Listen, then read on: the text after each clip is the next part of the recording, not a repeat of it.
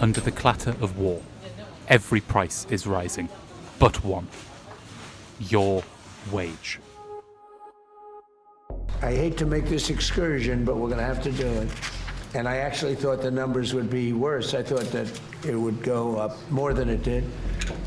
Well, the economic fallout from the US-Israel-Iran war continues. The president of the Philippines, Ferdinand Marcos Jr., has declared a state of national energy emergency in response to the Middle East conflict and what he is calling an imminent danger. Since the start of the war on Iran, major oil producers across the Gulf, including Qatar Energy, Bahrain's Bapco Energies, and the Kuwait Petroleum Corporation, have declared force majeure and cancelled shipments across the globe. Over 3,000 ships carrying around 20% of the world's oil and LNG, and between a quarter and a third of inputs for fertilizer, are stranded, unable to pass Iran's blockade of the Strait of Hormuz. Strikes on energy infrastructure ensure that the crisis will be long. For example, it will take an estimated 5 years to restore Qatar's Ras Laffan LNG complex, hit by Iranian strikes on the 18th of March, to full capacity.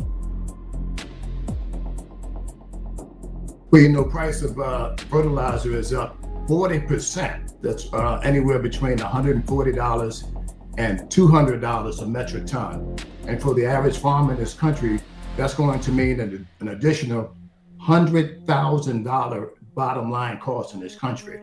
And, what's alarming to me is we have, what my staff told me this morning, 194 farm foreclosures pending. When farmers apply organic fertilizer, the harvest drops, knowing that farmers bought expensive chemical fertilizers from the black market. Even after that, what we are going through now is worse than the pandemic. At least then, we could still determine prices.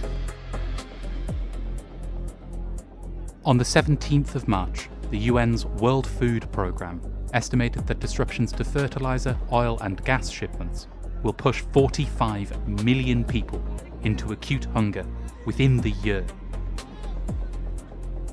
In the oppressed world, the crisis is already translating into real shortages. Pakistan, Bangladesh and Sri Lanka all closing businesses and schools during portions of the week and introducing fuel rationing. Currency depreciation relative to the dollar and an assured collapse in agricultural yields will spell ruin for many such economies, reliant on the export of cash crops.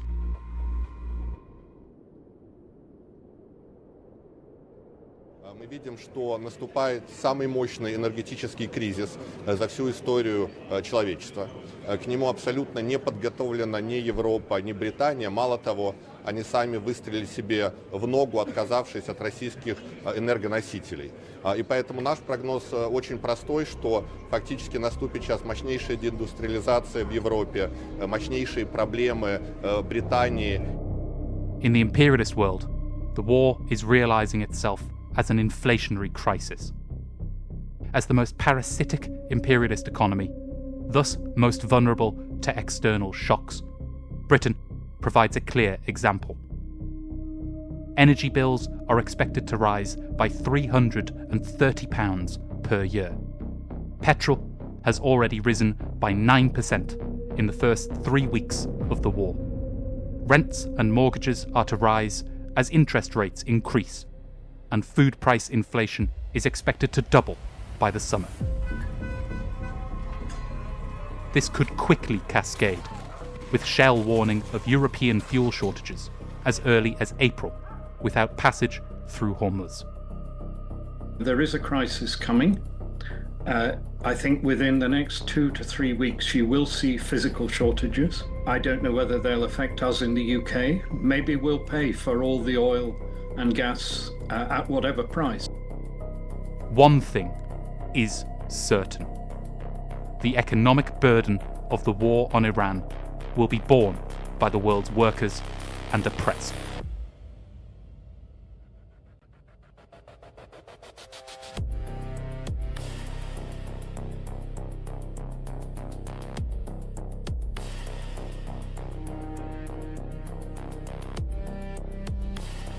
In 2023, money hoarding hit record highs.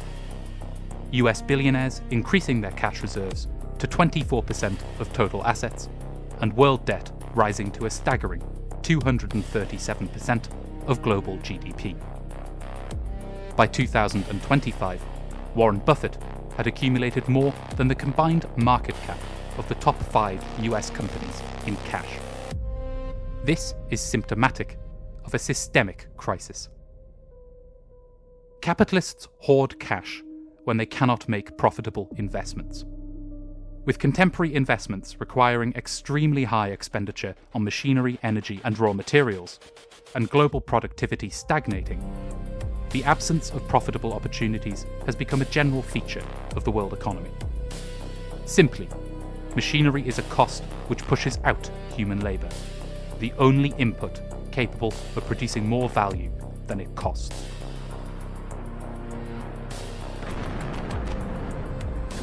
War is a release valve for this structural crisis. The destruction of physical assets opens up new opportunities for profitable investment when the dust clears.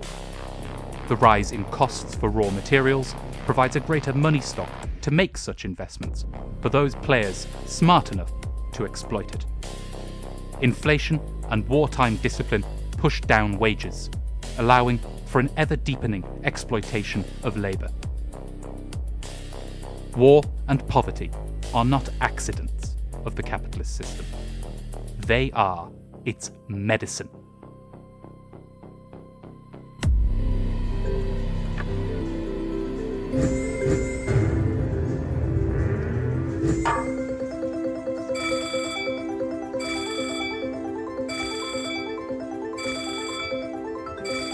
On Saturday, the 21st of March, Trump issued an ultimatum to Iran.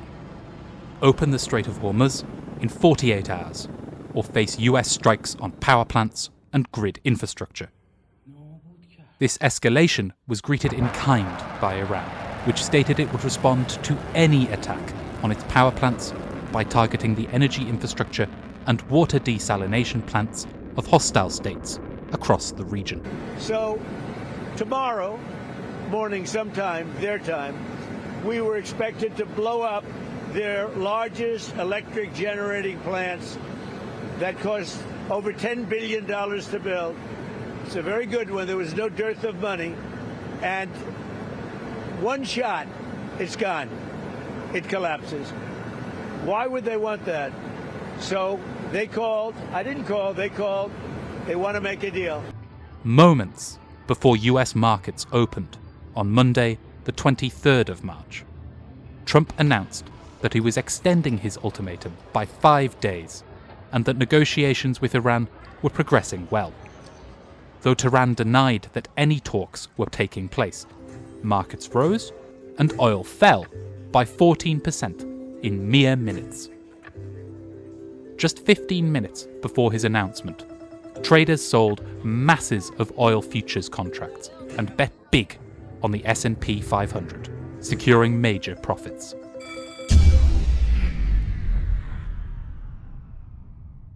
The markets closed. The US and Israel conducted joint strikes on gas management infrastructure in Isfahan and a pipeline connected to the Haramsha power plant.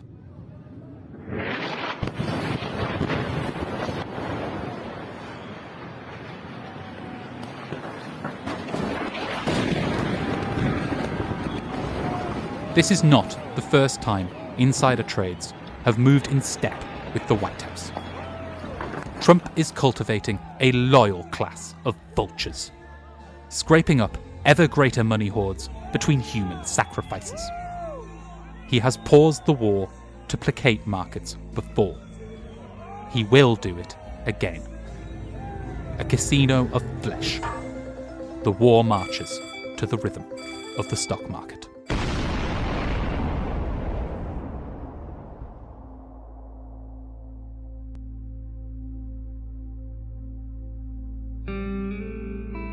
In just 14 days, the war on Iran caused 5 million tons of carbon emissions, more than 88 countries combined. The same war which is emptying your shelves, cutting off your heating, plundering your life without mercy, is spreading its tendrils to suffocate the unborn. Capitalism demands everything and everyone in sacrifice. Settle your quarrels. Come together. Understand that this war is a war on us all. Do what must be done. Rescue our humanity and love in revolution.